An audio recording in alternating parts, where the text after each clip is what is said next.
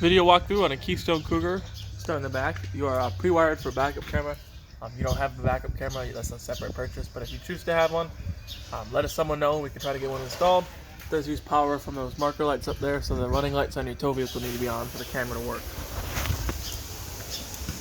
Short cord spot, it's your short cord. It's 50 amp. You can see how long it is, about 25-30 feet long. Right below that, you got a receiver. Not for towing, it's for bike racks and other racks and whatnot. It even says right there, not for towing. Maximum capacity, 300 pounds. We do have a ladder, so it is a walkable roof. Definitely recommend going up there every once in a while, checking the roof material itself, checking all the sealant and whatnot. That's the only way to keep your warranty on your roof. It's proof of regular maintenance, so definitely go up there and check it every once in a while. Freshwater connection. This is where you fill your onboard fresh tank. Just open that up, rest your hose in there, start filling it.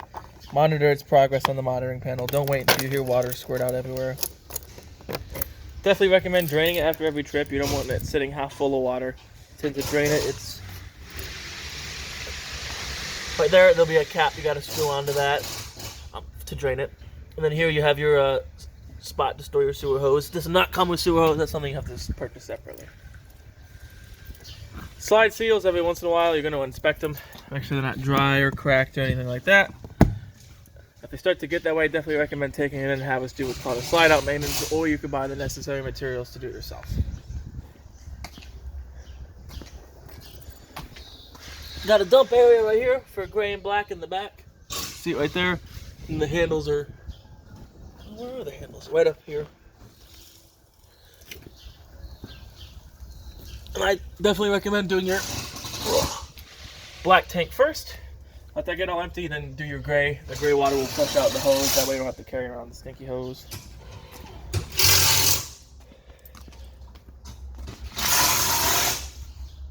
Here, you got all your water hookups. Got another black tank over there. The handle for it right there. And there should be one for a gray tank tucked up underneath here somewhere. Right here. Gray tank right there. So, got a couple different valves. This is for winterization. So if you have an extra hose, you can tighten it into there, cut a couple feet off of it, stick it in your gallon of antifreeze. Turn the winterize to on, turn the bypass on, bypass right there. Now when you turn the pump on, it'll suck from here rather than your fresh tank. Want to use it as a regular? Oh, this damn thing's in the way. Oh, that's fucking. So, hold on, give me 1 second. There you go. So, when you're ready to use it normally, bypass to off, winterize to off, then you can stick your hose into here for city water, and then you'll be able to run off city water pressure. You got 2 tank flushes right here and here for both black tanks. What there is a small nozzle in the tank when you hook up your water to it. It'll kind of flush the tank out, make it smell a little better. You have a cable input. Solar, you're partially wired up for solar. You have to buy the rest of the kit, the monitor, the panel, and the solar panels, but they're pre-wired for that. Then you have a battery disconnect. So when you want to use your battery, make sure it's on. To disconnect it, turn it off, and pull it out. That disconnects the battery from everything. And then, as you saw, quick disconnect for your outdoor shower hose. Then you have these caps can unscrew, and you can run all your hoses into here and your cable, so you don't have to have this compartment door open. Right here, auto leveling, super simple. Turn it on, hit power, hit auto level. And while it's doing that, while it's auto leveling, we'll continue with our walkthrough. You do have a panel right here. It's got really well written instructions, tells you how to use your leveling system. 1 propane tank on this side.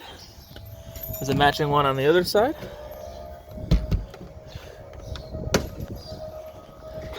Got docking lights for up front. Another light up here.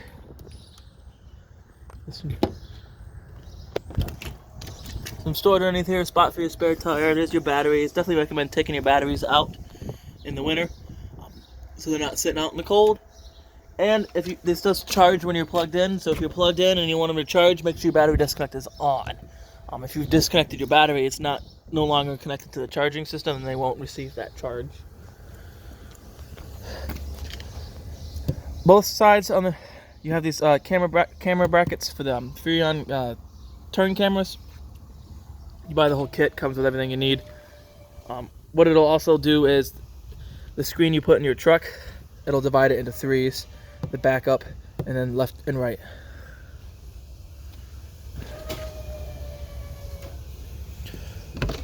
Other side of the propane. Here you've got your regulator. So it's pointing this way. So if you follow it, it's going to pull from this tank first.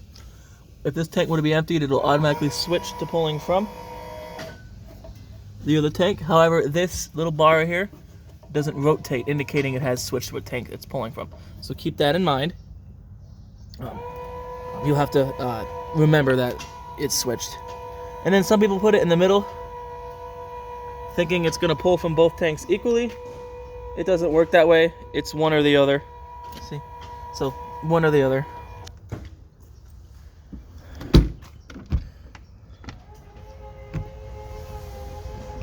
See, it's leveling. It'll get it.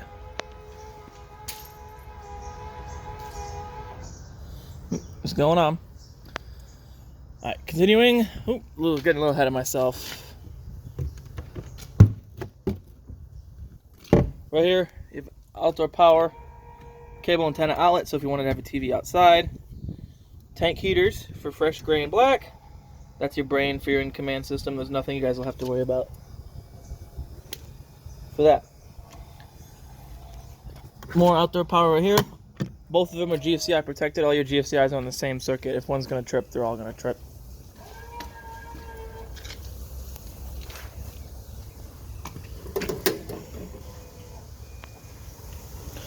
Oh, I heard it beep. Before we go into that, we'll show you the auto leveling.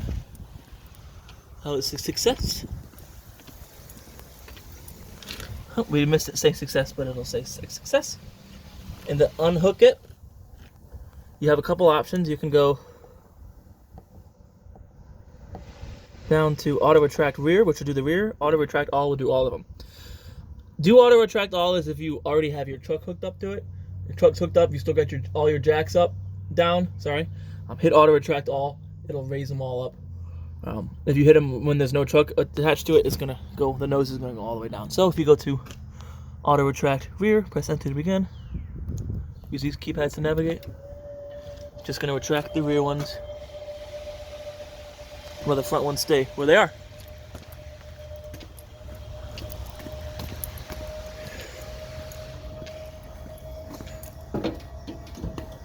Alright. Water heater, super simple to use. The only thing you folks have to do when you get to it is put your anode rod in there, in here. Get it threaded by hand. 1/16 is the socket size. Get it tightened the right way. I use a socket with an extension and a ratcheting wrench. It works the best. Once you get it in there, it'll automatically start filling up, no matter whether you do it from pump or city water. It'll start filling up, and then you'll be able to go to turn it on. If you want it on electric, you have to make sure that I like to turn them off now. You still have to turn it on from the in command, but if you want it electric, make sure the switch is onto the on position. I just turn it off just in case I forget.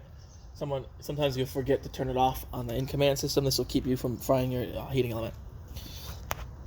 Once it's water in it, like I said, you'll be good to run it. Just like your fresh tank, drain it after every trip.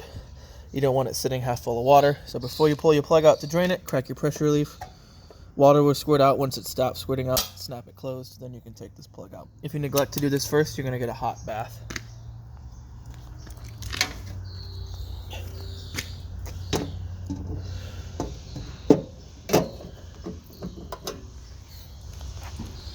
Fridge, this is a vent. Make sure you just keep it clean in here.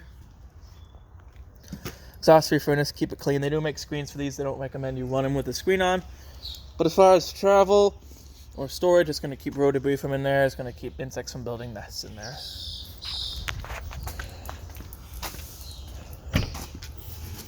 Outdoor kitchen.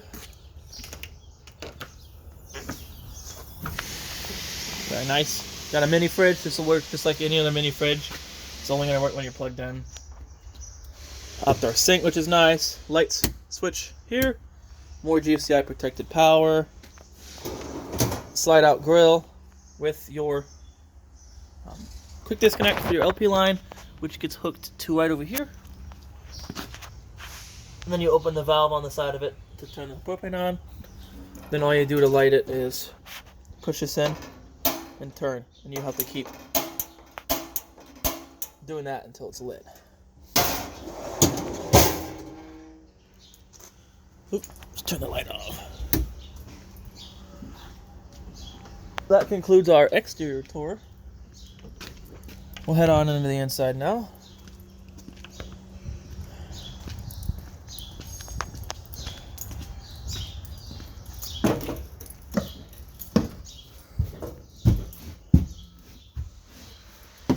Start at the in-command system. First things first, it'll ask passcode. Right now, passcode's all zeros. If you wish to change it, go into your settings, go to passcode, type in the current passcode, and then it'll ask you to type in your new passcode. So we'll start here. You can read fresh, black, black 2, gray, gray 2. So is there a bathroom in here? Yeah, so this bathroom in here leads to, I believe, black 2. And then the front bathroom, the main bathroom is black 1 and gray 1. And then gray 2 is just going to be your kitchen sink. The more you use it, you'll be able to tell. And I showed you where the dump valves were for it there. Go to HVAC, front AC, optional. You turn it on. Cool. So, cool. Auto fan, I just recommend running on auto. Auto is going to allow it to cycle on and off at its set temperature. So let's say you had it set to 65. It'll hit 65, and then it'll shut off, and then cycle back on and off to help regulate that temperature. If you just had it running on high or low, it's going to keep running no matter what. And then you took mode off, and then you do have fan. It's just going to run the fan. Go to rear AC, turn it on. Same thing with your AC. Tap it again. You get your furnace. Change the temperature here. Just like auto, it'll cycle on and off just like the other one will. Hit it again, auto. So now if you have it set to, let's say you have it set to 68. Zone temperature is 66. So now it knows, okay, I need the furnace on to raise it up 2 degrees. And then it'll know that the furnace just kicked on. And then if it gets warmer than this, it'll know to turn the AC on to bring it to, back down to 68 degrees. You have controls for lights. Bedroom light, you can turn on and off bedroom light. Ceiling light, on and off the main ceiling lights, and then awning lights from here. Slide out controls, you can do all your slides and your awning from here. Very nice. Back to the settings, you have water pump, you can turn on and off your water pump. Water heater, click it off, gas, and electric, so you can run them both. Just make sure you have water in it when you want electric. And like I said, make sure if you're going to turn the electric on, that switch outside is onto the on position. That's pretty much it for this. You can also get the app and then pair your phone to this and then operate everything off of your phone. Bedroom, simple. Dual outlets and dual USB ports on both sides. Nice big wardrobe. Spot to mount a TV with cable and satellite outlets, as well as power. Light switch from here is always in the down position because it's controlled by the in command. You have a clicking light above the bed that you can turn on and off just by clicking it in the middle. And then you do have storage underneath your bed. Plenty of storage. And then bathroom in here. Like I was saying, these both lead to a black tank. It'll be black tank 2, should be. We set up a GFCI. This is the GFCI you'll hit reset if any of the GFCIs were to trip. Light switch for in here. Fan. Definitely recommend running that fan if you've had, like spicy foods the night before. Turn this off as we go out. Carbon monoxide alarm. Runs off a 9-volt battery. If it starts getting the low voltage chirps, replace that battery. Coming along here. Got you a TV. Should be remote for your TV. Well, we got other remotes. We'll get you the remote for your TV. Should be around here somewhere.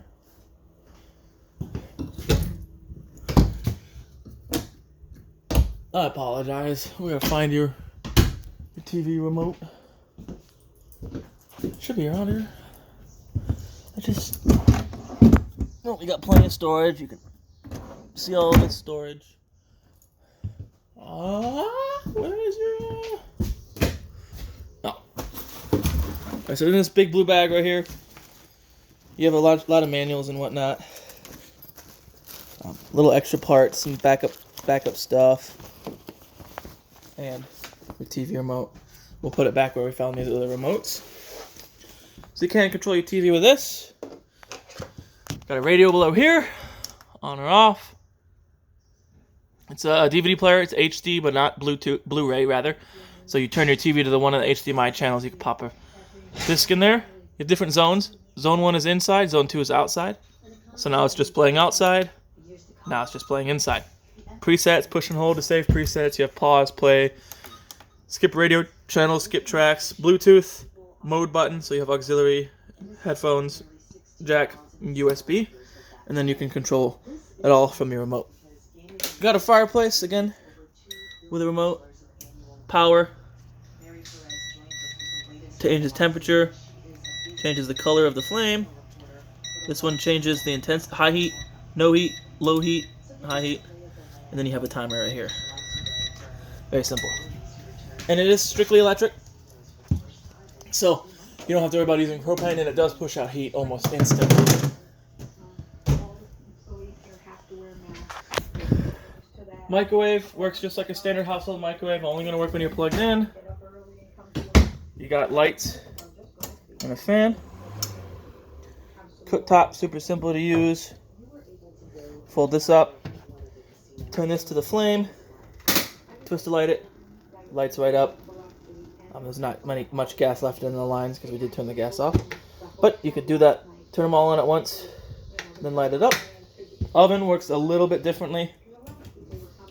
You gotta turn that to the flame, push and hold. As you're pushing and holding, you gotta twist your sparker. And you can see in there, see the reflection of it?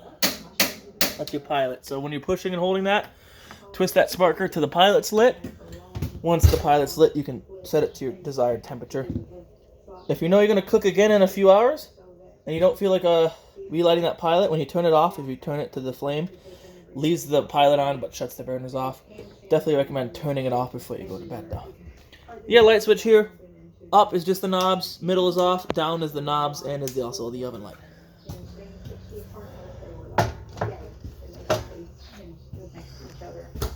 Fridge is super simple. On or off. Auto or gas. Just recommend leaving on auto. Auto is going to default to 110. So if it's got 110, that's what it's going to use.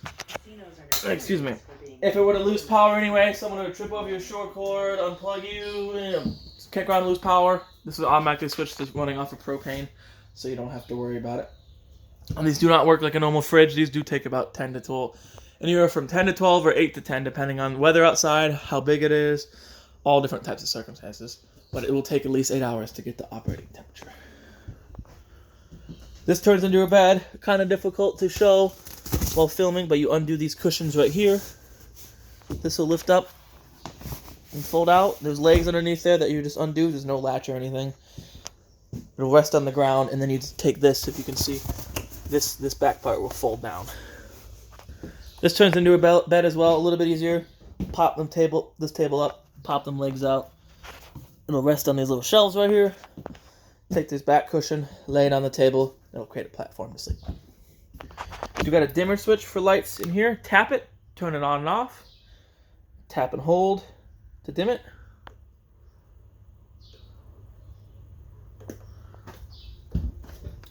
Light switch for the main lights in here. Main bathroom, which got your shower. Very simple, just turn the water on, pull this up to make it to a shower, otherwise it's taking a bath. Another GFCI outlet, remember the main one that you hit reset on is in the other bathroom. Light switch for in here. You have a fan up there again with a button to push. This toilet will work like your other one. As long as you're pushing this pedal, it'll flush. The nice thing about these toilets is both of them are made of porcelain, so it'll feel like your toilet at home. Well, kind of. It will be sturdy like your toilet at home. Some of these are made of plastic and they're a little wobbly. The porcelain ones are really nice. Coming through here, your bunkhouse. Ooh, I like these bunkhouses a lot. You guys will too. Dual USB outlets for this bunk. 300-pound capacity. Plenty of storage. Nice to have a bunk there with more storage here. Spot to have a TV with cable and satellite outlet right there. Power for it. Plenty of storage. A bunk up here. 300-pound capacity. When you're traveling, doesn't matter whether it's up or not, but you unhook it here and you can lower it. It'll just set on these blocks. You got a couch, but this will also turn into a bed. It's a jackknife, so lift up underneath. You got storage underneath. Lift up, pull down. Creates a bed to sleep on. And then when you're ready to go back, just lift up and push. And it goes back to couch. That's why I like these bunkhouses. There's plenty of room. Plenty of people can sleep in here. And then your light switch for the bunkhouse is right here. And then clicky light right here to turn off.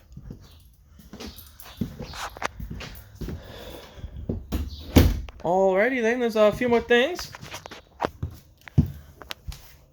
Propane detector. That's hardwired to the 12-volt system, so there's no batteries you have to worry about changing.